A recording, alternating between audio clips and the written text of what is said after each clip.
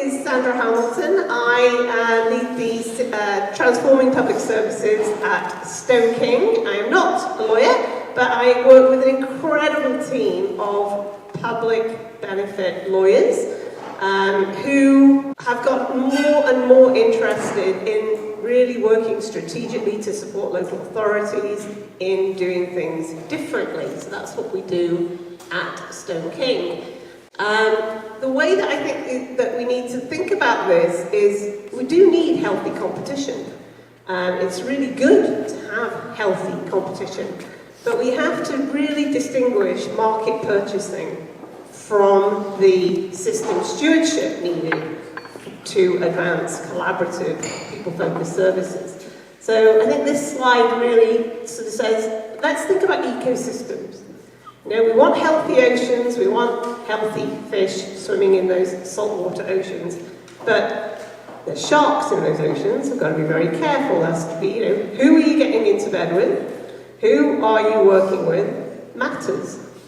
But what we have been doing is we've been asking our freshwater fish to swim in the ocean, and we're surprised when they change beyond recognition. And I think having the right supportive ecosystem to really amplify this work is beginning to look like a real possibility. So that's very, very exciting.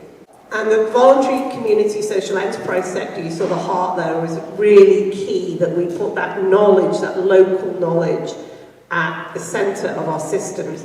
So Julian and I have been writing on this for quite some time. It has probably been a life's work, mine in Canada before I came back to the UK. And I was actually reading The Art of the Possible in public procurement whilst doing the work that I was doing in Canada. So it's a real pleasure to now be working alongside Julian at Stone King. People-focused services do need distinct legislative regime. And I'm hoping that that is, in fact, going to happen. We have seen movement with the Civil Society Council, Keir Starmer listening and participating in those important conversations about the role of civil society. Really, really important to bring that expertise to the heart of government. We are seeing a strong interest in the role of procurement and the changes that need to happen. Chris Ward MP, responsible for procurement reform in the Cabinet Office, is looking at redefining social value, and that's certainly something that we have heard loud and clear in our work, that, you know, the current social value as it exists is not being as impactful as it could be. There is some talk I hear about ending outsourcing by default and a public benefit test.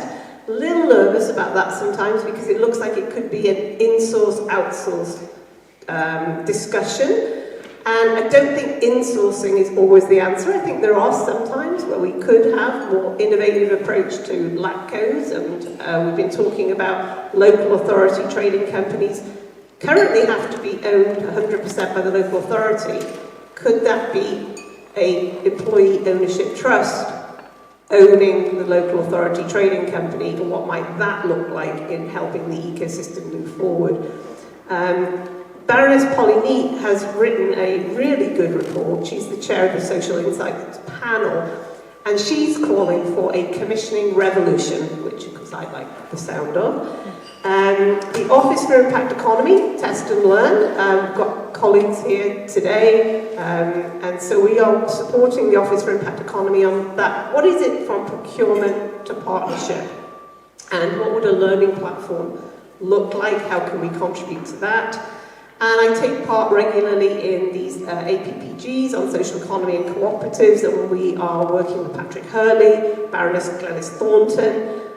We regularly hear about concerns about the TOMs from the E3M network, from also at the APPG, same thing came up, and we have advocated that the TOMs should not be used at all in people-focused services. So shifts is happening, and of course the NHS is being asked to make some big shifts from hospital to community, from analogue to digital, from sickness to prevention. And these are, it's very hard work. And when you are trying to integrate health and social care, it's really important that that prevention money is ring-fenced.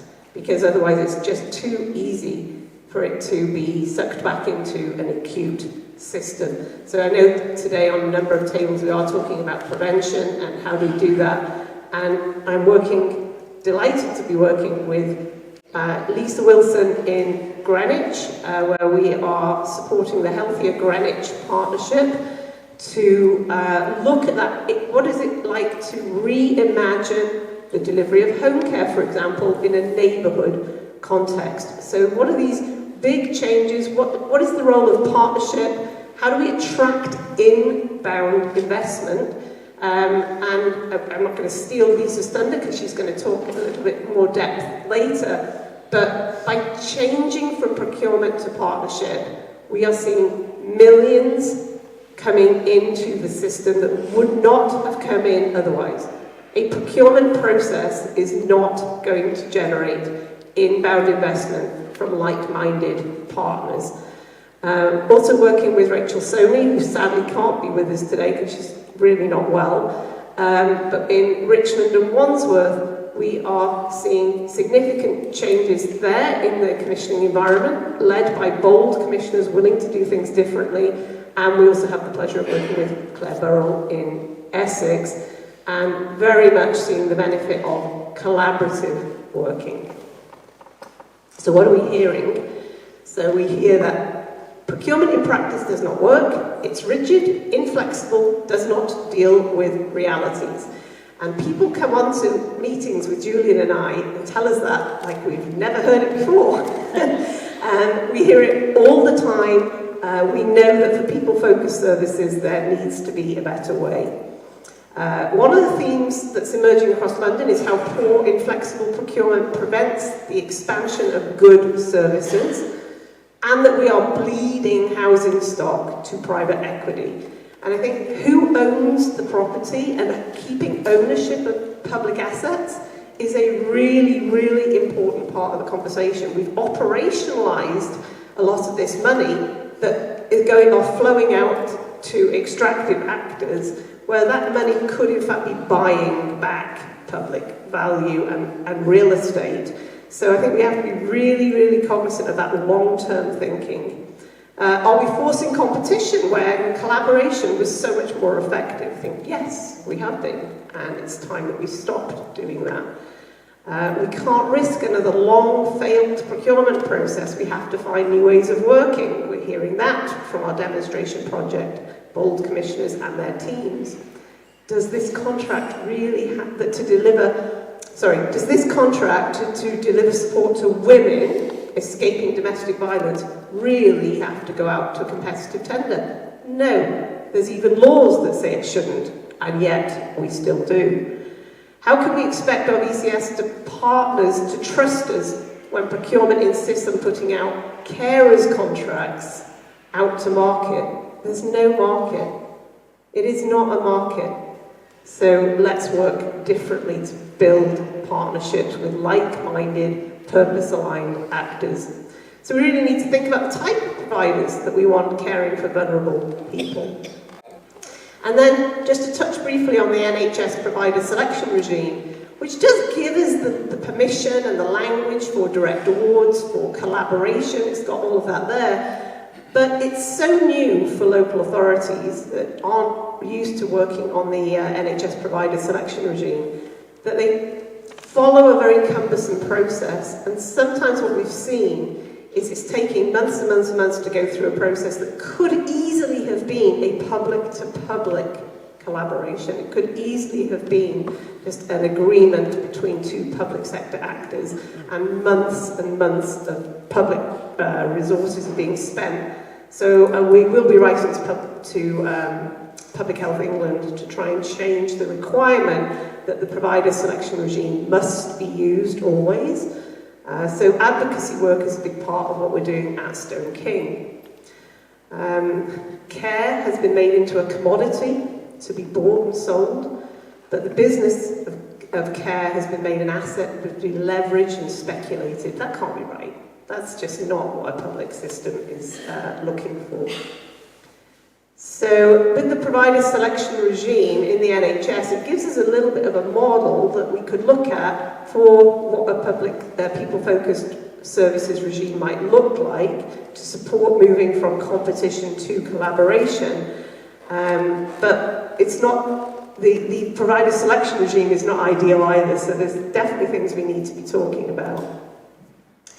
In the ICBs, we are seeing the language of trust and relationship, so key considerations before you start. Think about, how do you build trust? How do you build relationships? How do you address the power dynamic between the ICB, the NHS, and the voluntary community social enterprise sectors? That's a really big part of the work that we're leading in Greenwich with Lisa and her team.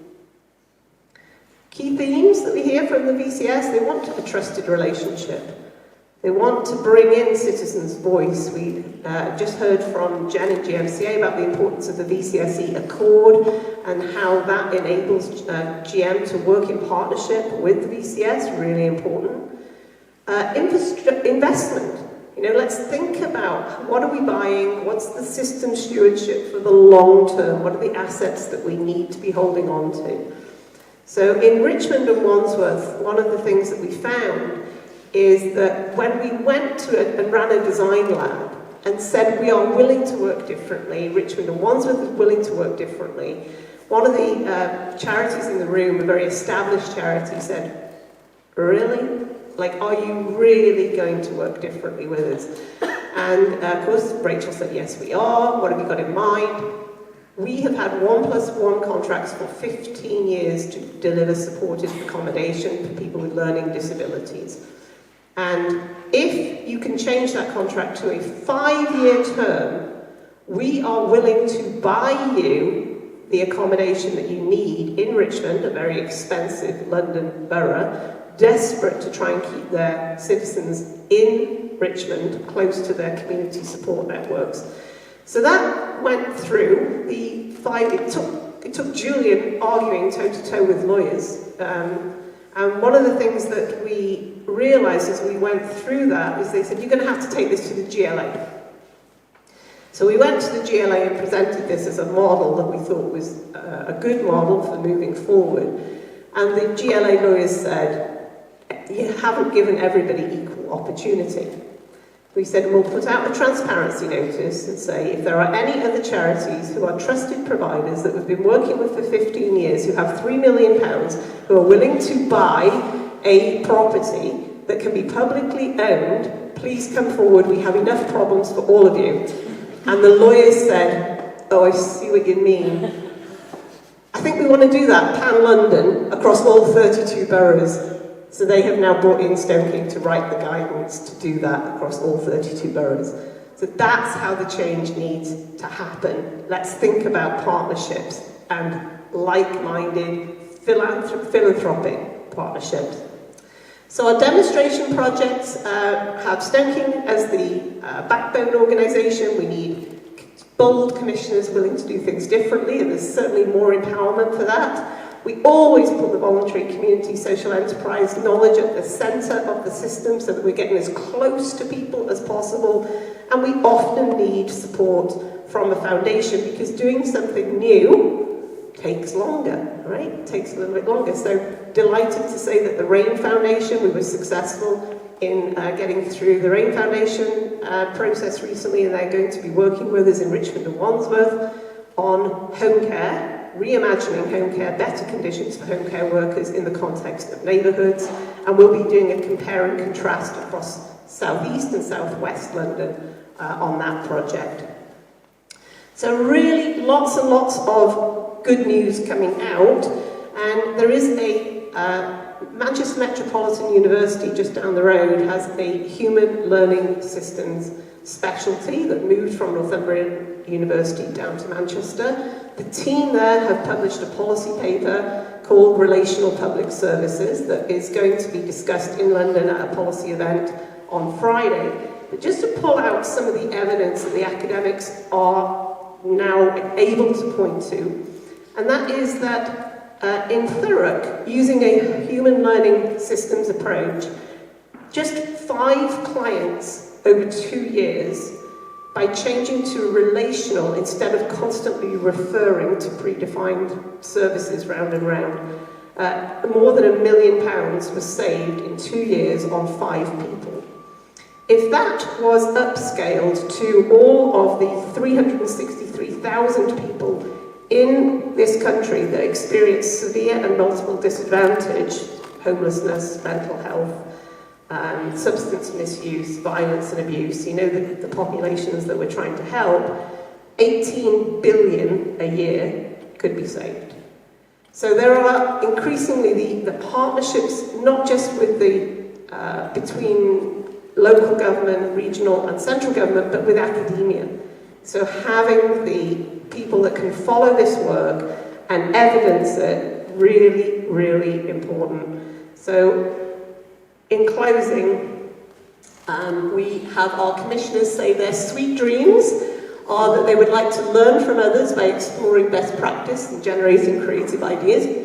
That's E3M, so I think we know how to do that. We're talking about the Liberated Method in Gateshead as providing inspiration, Plymouth Alliance, Leicestershire Innovation Partnerships. These are all on the E3M website as case studies. Share our learnings, so we write in Vitalising Purpose, Scaling Social Enterprise, Innovation in Public Services, a publication that we have put out, so we can write and share ideas. We can find solutions and work to workforce together. That's the LAPCO idea that I'm trying to advance. Employee ownership, I think that has to be part of the conversation, and self-managed teams. So if we want to move from procurement to partnership, we can reimagine home care. That's a really key for workforce development. We tend to follow the path of least resistance, like water flowing downhill. We take the path of least resistance, and then that path becomes more and more embedded. It is a tough thing to change. Social value has given us a little bit of green space either side, but we really need to get that water flowing in different directions. Not all commissioning should end in a competitive procurement process. If you have that in your local authority, you really need to be looking at new commissioning pathways. So how do we move from competition to collaboration, procurement to partnership, from transactional to more relational ways of working with the public sector? That's a system stewardship approach. So if you leave today, you need to distinguish competitive market purchasing of goods, tables, chairs, buses, uniforms, from the really complex people-focused services work that we're trying to advance. Thank you for your time.